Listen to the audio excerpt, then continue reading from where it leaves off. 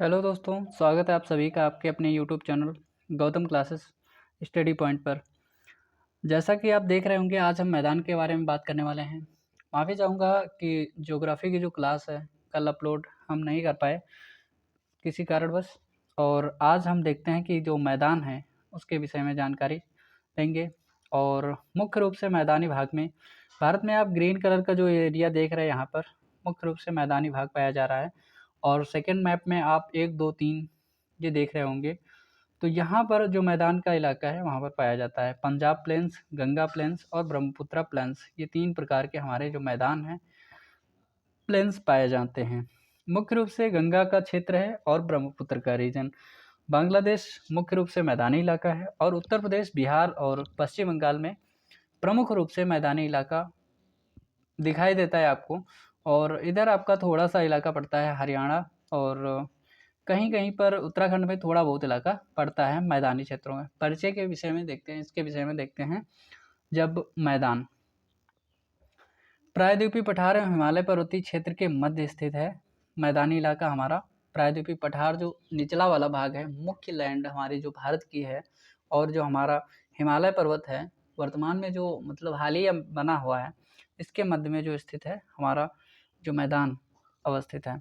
जलोढ़ मृदा से सबसे जो मृदा उपजाऊ भूमि है, जलोढ़ मृदा एलुवियल सॉइल जिसको कहते हैं, उससे बना हुआ है। भारत का नवीनतम भौतिक प्रदेश है, मतलब नवीन हाल ही में बना है, मतलब अन्य पर्वतों या मैदानों की अपेक्षा भारत का नवीनतम भौतिक प्रदेश है। भौगोलिक विस्तार लगभग 7.5 लाख वर्ग किलोमीटर का है। औसत ऊंचाई 50 से 300 मीटर तक की है। इसकी उत्पत्ति के विषय में देखते हैं। भारतीय प्लेट एवं यूरेशियन प्लेट के अभिसरण से हिमालय के दक्षिण में बने गर्त हिमालय व प्रायद्वीपीय पठार की नदियों द्वारा लाए गए जलोढ़कों के निक्षेप से उत्पत्ति होती है। इनकी जो भारतीय प्लेट है और यूरेशियन प्लेट है आपस में अभिसरित हुई हैं, अर्थात दोनों ही आपसी टकराव के बाद में जो गर्त बने हैं, ठीक है, गर्त में हिमालय और प्रायद्वीपीय पठार की नदियों द्वारा लाए गए जो मलबा है वो लाया गया है। वो मलबे को जमा करते हुए ऊंचाई है हिमालय की बहुत सारी ऊंचाई, और हिमालय से ऊंचाई से लाया हुआ जो मलबा है बहुत ढेर सारा, वो मैदानों का निर्माण करता हुआ चला गया। और धीरे धीरे नदियाँ जो है अपने रास्ते पर प्रवाहित होती रहीं, कई जगह अपना मार्ग बदलती रहीं, और मार्ग बदलते हुए कई क्षेत्रों से गुजरती हैं। तो वहाँ पर जो मलबा होता है अपना जो मैदानी इलाकों में जहाँ पर नदी विसर्पण करने लगती है, वहाँ पर ये मलबा अपना छोड़ती चलती है। और जहाँ पर तीव्र गति से प्रवाहित होती है वहाँ से मतलब जो मिट्टी और धूल का मतलब जो भी होता है, मतलब वो मलबा अपना खींचते हुए चलती है। तो एक निक्षेपित मैदान है, इसी कारण तुलनात्मक रूप से कम ऊंचे और न्यूनतम उच्चावच विषमता का प्रदेश है। वर्तमान में भारतीय प्लेट उत्तर की ओर गतिशील आज भी है, जिस कारण हिमालय की नदियां युवावस्था में अर्थात तीव्र वेग से अब भी तीव्र वेग वाली बनी हुई हैं। जो इसी कारण नदियों का हिमालय का अपरदन भी तीव्र गति से हो रहा है। अच्छा, नदी से पानी इतनी तीव्र गति से बहता है, जो अगर किसी नदी में अगर कहीं भी पानी, मतलब नदी की बात नहीं कर रहे, कहीं भी पानी तीव्र गति से अगर प्रवाहित होगा तो वहाँ पर कटाव भी तीव्र गति से होगा। तो इसी कारण नदियाँ वर्तमान में भी तीव्र गति से अपरदित मतलब अपरदन का कार्य करती हुई चलती हैं। अतः वर्तमान में मध्यवर्ती मैदान निर्माण की अवस्था में है। भौतिक विशेषताएं इसकी कुछ हैं हमारे मैदान की। भौतिक दृष्टिकोण से मध्यवर्ती मैदानी प्रदेश निम्न ऊंचाई अथवा निम्न उच्चावच विषमता का जलोढ़ का निर्मित क्षेत्र है, और भौतिक दृष्टिकोण से समानता एक रूपता पाई जाती है। यहाँ पर जो पाई जाती है एक रूपता पाई जाती है, मतलब एक तरह का ही यह मैदान है, लगभग मैदानी इलाका क्षेत्र है। लेकिन जलोढ़ संरचना के अंतर्गत ही जलोढ़कों के कणों की मोटाई, उत्पत्ति काल व ऊंचाई के आधार पर क्षेत्रीय भिन्नता अवश्य दिखाई देती है, मतलब अवश्य पाई जाती है।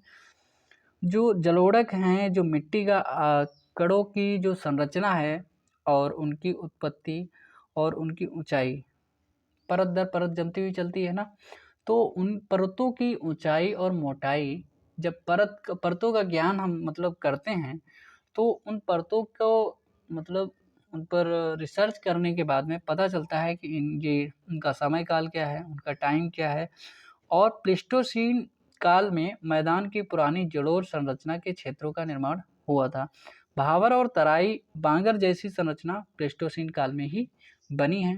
खादर व डेल्टाई संरचना होलोसीन काल में बनी है। खादर भूमि होती है एक, और एक होती है बांगर भूमि। इसको आप याद कैसे रखेंगे? एक ट्रिक होता है बापू। बापू को आप याद रखेंगे, बापू। बा से होती है, अब जो पुरानी जलोढ़ मृदा होती है वो पुरानी जो एक बार नदी का प्रवाह आया और एक बार मिट्टी को इकट्ठा करके चला गया, फिर से उसके बाद में दोबारा जो आता है वहाँ तक पानी जो होता है पहुँच नहीं पाता है नदी का, और उससे पहले ही निक्षेप अपना छोड़ देता है। उसके जो निक्षेप छोड़ के गया है वो होता है नया, जिसको कहते हैं भावर, और जो उसको कहते हैं खादर। और जो बांगर होता है वो पुरानी मृदा होती है जो उससे पहले लाई हुई थी और वहाँ तक दोबारा नदी नहीं पहुँच पाती है और वो कटाव नहीं कर पाती है, उसे पहले ही छोड़ देती है, उसको कहते हैं बांगर खादर भूमि। तो खादर बाद बाद वाला जो प्रवाह करके लाई है, और बापू मतलब बांगर जो होता है वो पुराना क्षेत्र होता है, पुरानी मिट्टी होती है। खादर व डेल्टाई संरचना मुख्य रूप से होलोसीन में बनी थी। प्रादेशिक विभाजन अब हम देखते हैं इनका मैदानों का। On the basis of river system, Rajasthan plain, Indus plain, Gangetic plain और ब्रह्मपुत्रा का plain. On the basis of soil area. देखिए, प्रादेशिक आधार पर देखते हैं तब राजस्थान और इंडस, ठीक है, गंगेटिक और ब्रह्मपुत्रा, 4 प्रकार का पाया जाता है। किसके आधार पर? रिवर सिस्टम के आधार पर। और उसके बाद में हम सॉइल एरिया के आधार पर देखते हैं, भावर, तराई, बांगर और खादर। इसमें आप देख सकते हैं कि जो रिवर सिस्टम के आधार पर है इंडस, ठीक है, और ब्रह्मपुत्रा और गंगा, इन तीनों का रीजन यहाँ पर दिख रहा होगा आपको। और उसके बाद में जब आप देखते हैं यहाँ पर, ये है आपका मिट्टी के आधार पर, ठीक है। यहाँ राजस्थान का कुछ क्षेत्र, पंजाब, हिमालय, दिल्ली, उत्तर प्रदेश, बिहार, वेस्ट बंगाल का इलाका, असम और मेघालय का कुछ क्षेत्र, ठीक है। उसके बाद में जब हम देखते हैं तो यहाँ पर आपको मैप दिखाई दे रहा होगा, ये क्षेत्र हैं और नदियों का आकार आकृति आप देख सकते हैं इस मैप में, ठीक है। इंडस है और इंडस रिवर में ही सभी नदियाँ लगभग आकर मिल जाती हैं, चाहे वो झेलम हो, रावी हो, चिनाब, सतलज, ब्यास, ये सभी नदियाँ एक ही में मिल जाती हैं, ठीक है। और ये जो यमुना है प्रयाग में मिल जाती है, आपको पता होगा, गंगा में। अब देखते हैं राजस्थान का मैदान। इन मैदान की चर्चा हम कर लेते हैं। राजस्थान के पश्चिमी भाग में अरावली से भारत पाकिस्तान सीमा तक विस्तार है।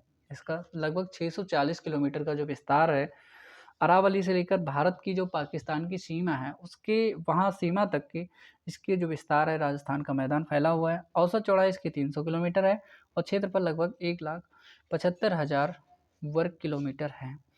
राजस्थान का मरुस्थलीय मैदान, बालू के टीलों की अधिकता है यहाँ पर। कहीं कहीं पर धरातल के ऊपर नीस, सिस्ट और ग्रेनाइट की चट्टानें मिलती हैं। वार्षिक वर्षा यहाँ पर 25 सेंटीमीटर से भी कम होती है, इसीलिए यहाँ पर सूखा पड़ने की मतलब वो ज़्यादा होती है।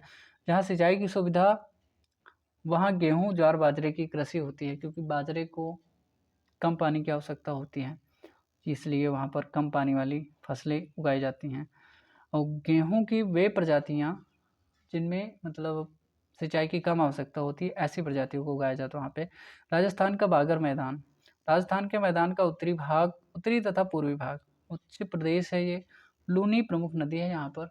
लूनी नदी होती है जो आपके गुजरात के जो कच्छ का क्षेत्र पाया जाता है, कच्छ के क्षेत्र में ही विलीन हो जाती है, ना कि समुद्र में मिलती है। ये एक बार क्वेश्चन पूछा गया था कि जो निम्नलिखित में से कौन सी नदी समुद्र में मिलने से पहले ही अपना जो वाटर होता है मतलब वो समा जाती है, तो कच्छ के उसमें समा जाती है लूनी नदी। और कई स्थानों पर उपजाऊ मिट्टी भी पाई जाती है और बहुत कम टीले पाए जाते हैं यहाँ पर। सिंधु का मैदान, सिंधु एवं सहायक नदियों के प्राचीन जलोढ़ एवं संरचना वाले बांगर क्षेत्र का विकास पंजाब व हरियाणा के मैदानी भागों में हुआ है। इंडस रिवर के क्षेत्र वाला जितनी भी उसकी नदियां हैं, झेलम, चिनाब, ब्यास और इन सब नदियों के इलाके को हम कहते हैं इंडस वाला, ठीक है। उसके बाद में जब हम देखते हैं उत्तरी राजस्थान में भी जो सिंधु मैदान का ही इलाका है, क्योंकि यहाँ अतीत में सरस्वती और घग्गर नदियाँ प्रवाहित होती थी और अब मतलब नहीं है, बहुत कम मात्रा में है। और औसत ऊंचाई इसकी 250 से 300 मीटर की है। क्षेत्रफल 1,75,000 वर्ग किलोमीटर है और 1,75,000 वर्ग किलोमीटर है। प्रायः बाढ़ मुक्त क्षेत्र है। यहाँ जो बाढ़ से मुक्त क्षेत्र है, मतलब यहाँ पर बाढ़ नहीं आती है, अधिक ऊंचाई क्योंकि क्षेत्र है। दो नदियों के बीच का क्षेत्र दोआब क्षेत्र और व्यास एवं सतलज बिस्त जालंधर दोआब क्षेत्र है। यहाँ पर व्यास एवं सतलज नदी के बीच में बिस्त जालंधर दोआब है और व्यास एवं रावी के बीच में बारी दोआब का क्षेत्र है। रावी एवं चेनाब का जो क्षेत्र है रेचना दोआब क्षेत्र इसको कहते हैं। अब आपको यहाँ पर क्वेश्चन कैसे पूछा जा सकता है, निम्नलिखित में से कौन सी नदी का दोआब क्षेत्र, निम्नलिखित में से कौन सी दो नदियां दोआब क्षेत्र से मैच करती हैं, मेल मिलान वाला आपको क्वेश्चन मिलेगा यहाँ से। और वहाँ पर देगा आपको निम्नलिखित नदी और दोआब क्षेत्र, दो नदियाँ देगा। जैसे आपको दिया व्यास एवं सतलज, उसका नाम क्या है, वहाँ पर दे सकता है आपको बारी दोआब। अगर वहाँ पर बारी दोआब देता है तो आप समझ जाइए कि ये गलत है। अगर बिस्त और जालंधर दोआब देता है तो सही है। और ऐसे मैच मेल मिलान वाला जो क्वेश्चन होता है ऐसे ही बनते हैं ये। रावी एवं चिनाब का रेचना दोआब हो जाता है। झेलम और चिनाब का हो जाता है चाज दोआब। चाज और झेलम चिनाब सिंधु के बीच, तीनों जो तीन नदियां हैं झेलम चिनाब और सिंधु नदी के बीच में सिंध सागर दोआब क्षेत्र होता है। ये नदियां हैं, यहाँ पर इनकी जो आकार है आप देख सकते हैं, इनकी जो विस्तार है, ठीक है। उसके बाद में जब हम आगे बढ़ते हैं तो ये नदियों का भी आप देख सकते हैं विभाजन के फलस्वरूप में इस मैदान का कुछ भाग पाकिस्तान में वर्तमान में सतलुज, व्यास, रावी नदियों का मैदानी भाग ही इसमें सम्मिलित है। सतलुज नदी के दक्षिण की ओर भूभाग मालवा का मैदान भी स्थित है और यमुना नदी इस मैदान की पूर्वी सीमा बनाती है। सतलुज नदी एवं यमुना नदियों के बीच का भाग भी पंजाब के मैदान में ही सम्मिलित है। घाघरा और यमुना के बीच का मैदानी भाग हरियाणा में आता है और यह भाग जो सतलज और यमुना नदियों के बीच का जल विभाजक के रूप में भी कार्य करता है। अर्थात जो सतलज नदी है और यमुना नदी है, दोनों के बीच मतलब कहाँ से पानी दाएं साइड में जाएगा, कहाँ से पानी बाएं साइड में जाएगा, इसका विभाजन भी कौन करता है, जो यही है क्षेत्र आपका। तो अगला जो हमारा है तो गंगा का मैदान है। गंगा का मैदान उत्तर प्रदेश, बिहार और पश्चिम बंगाल में विस्तृत है। यहाँ हिमालय से निकलने वाली गंगा नदी इसके सहायक नदियों यमुना, गोमती, घाघरा, गंडक, कोसी नदियों से निक्षेपण से निर्मित है और ये गंगा नदी की लंबाई आप देख सकते हैं। उसके बाद में जब हम देखते हैं दक्षिण पठार में बहने वाली नदियों चंबल, बेतवा, केन, सोन नदी भी इस मैदान के निर्माण में भूमिका निभाती हैं। जो छोटी छोटी नदियां हैं वो भी मतलब इस मैदान के निर्माण में भी भूमिका निभाती हैं। और गंगा का मैदान 3 भागों में विभक्त है। आज हम जो चर्चा करेंगे तो इन्हीं गंगा के 3 भागों की ही चर्चा करेंगे, उसके बाद में कल देखेंगे, ठीक है। तो ऊपरी गंगा का मैदान है, मध्य गंगा का मैदान है और निम्न गंगा का मैदान। ऊपरी गंगा के मैदान में जब हम देखते हैं तो उत्तरी सीमा वाली शिवालिक पहाड़ियाँ हैं, दक्षिणी सीमा वाली प्रायद्वीपीय पठार है और पश्चिमी सीमा पर यमुना नदी है। उत्तरी सीमा पर शिवालिक की पहाड़ियाँ, दक्षिणी सीमा पर प्रायद्वीपीय पठार है दक्षिण भाग में और पश्चिमी सीमा पर हमारी कौन सी नदी, यमुना नदी है। यमुना नदी के मतलब जो अगर आप मैप की तरह से देखेंगे तो दाएं साइड का भाग है और बाएं साइड का दूसरा, ठीक है। इससे पहले जो हमने डिस्कस किया था राजस्थान वाला, उसका है। पश्चिमी सीमा यमुना नदी और उत्तर प्रदेश के 2/3 भाग में विस्तृत है। 2/3 भाग में उत्तर प्रदेश। लंबाई इसकी 550 किलोमीटर है, चौड़ाई इसकी 380 वर्ग किलोमीटर है और क्षेत्रफल लगभग कितना है, 1,49,000 वर्ग किलोमीटर। गंगा तथा उसके सहायक नदियों द्वारा ये निर्मित है। मध्य गंगा का मैदान जब हम देखते हैं इसके विषय में, उसके बाद में उत्तर प्रदेश के पूर्वी भाग में और बिहार में विस्तृत है, लगभग 1,45,000 वर्ग किलोमीटर में और लंबाई इसकी 600 किलोमीटर, चौड़ाई इसकी कितनी है, 330 किलोमीटर। नवीन जलोढ़ वाली खादर संरचना में निर्मित है। उत्तरी सीमा हिमालय का गिरिपाद भाग है और दक्षिण सीमा प्रायद्वीपीय पठार का उत्तरी भाग। यह मैदान का काफ़ी नीचा है और कोई भी भाग 150 मीटर से अधिक ऊंचा नहीं है। घाघरा, गंडक और कोसी प्रमुख नदियाँ यहाँ पर बहती हैं और दक्षिण भारत की प्रमुख सोन नदी भी है यहाँ पर। दक्षिण भारत की प्रमुख नदी जो है सोन नदी, जो वह भी प्रवाहित होती है दक्षिण भाग से, और जो बिहार में होता है पटना के पास ये जो गंगा नदी में मिल जाती है। यहाँ पर बहने वाली सभी नदियाँ वर्ष भर मार्ग परिवर्तन करती हैं, इसलिए बाढ़ का खतरा यहाँ पर बना रहता है। कोसी नदी को इसलिए बिहार का शोक भी कहा जाता है। असम और पश्चिम बंगाल में हमारा कौन सा है? निम्न गंगा का मैदान। ठीक है, उसके बाद में जब हम देखते हैं असम और पश्चिम बंगाल में स्थित है ये निम्न गंगा का मैदान। लंबाई इसकी 580 किलोमीटर है, चौड़ा इसकी 200 किलोमीटर है। राजमहल की जो पहाड़ियाँ हैं वहाँ पर और बांग्लादेश की सीमा के बीच यह सकरा मैदान होकर 16 किलोमीटर मात्र रह जाता है। हमील जोड़ो और मृदा खादर संरचना से निर्मित है ये, और इस मैदान का उत्तरी भाग तिस्ता जैसी नदियों द्वारा जलोढ़कों के निक्षेप से निर्मित होता है। तिस्ता नदी जो निकलती है और जो आती है तिस्ता नदी, वो कई प्रकार का मलबा लेकर आती है और उसी मलबा से इस क्षेत्र का जो मैदान है ये निर्मित है। डेल्टाई भाग में गंगा स्वयं को कई धाराओं में विभक्त कर लेती है, क्योंकि वहाँ पर विसर्पण का कार्य करने लगती है, तो इसलिए वहाँ तक की मतलब अपना जो स्वयं का वो होता है, जो मलबा होता है, छोड़ती चलती है। और यहाँ पर भूमि का ढलान बहुत ही मंद होता है। प्रदेश को 2/3 भाग लगभग 30 मीटर से भी कम ऊंचा है। इसके अधिकांश भाग में कैसा क्षेत्र है? दलदल वाला भाग। अब ब्रह्मपुत्र का जो मैदान है कल डिस्कस करेंगे। और देखिए मेन बात है, इस क्लास का उद्देश्य क्या है।